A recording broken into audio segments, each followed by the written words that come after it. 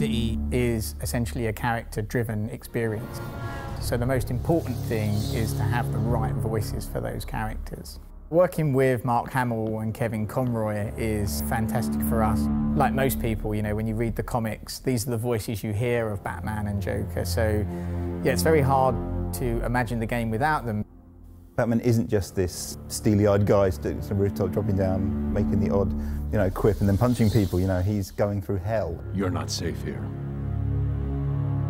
No one is. Kevin would come in and go, no, I don't think Batman would quite say it like this, or this is how I want to say this line. And we're like, okay, cool, awesome, let's go for it. Don't worry about me. You're needed out there. I've been doing the character now for 20 years. The audience knows him as well as I do.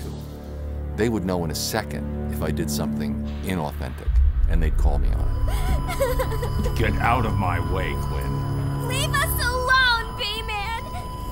I said move! When you see Mark become the Joker when he's actually in the recording booth and doing these voices, he actually physically kind of twists himself and manifests himself into Joker.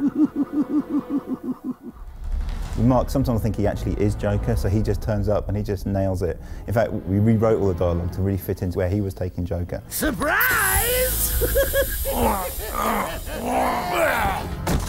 You fell for the old sick Joker gag, Batman. There's something about scary clowns, you know, that it just creeps people out. But you of all people should know, there's plenty wrong with me. His purpose in Batman's orderly world is just to mess him up big time. Take my blood, for example. I wish somebody would. This stuff is killing me. Why should I care?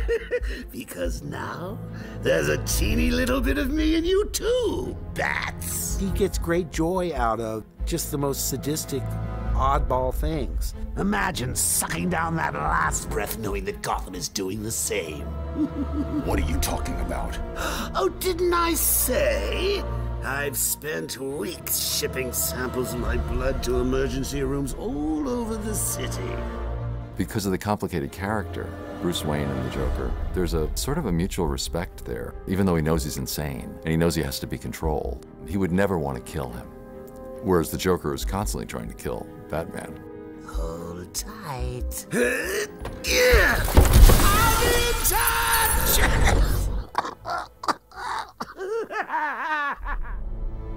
Starner, she came having prepared absolutely everything about Talia. She was a huge fan, as it turns out. You know, read all the books, read all the comics, and just really understood it right from the get-go. It's different voicing a character versus actually acting or performing a character on screen.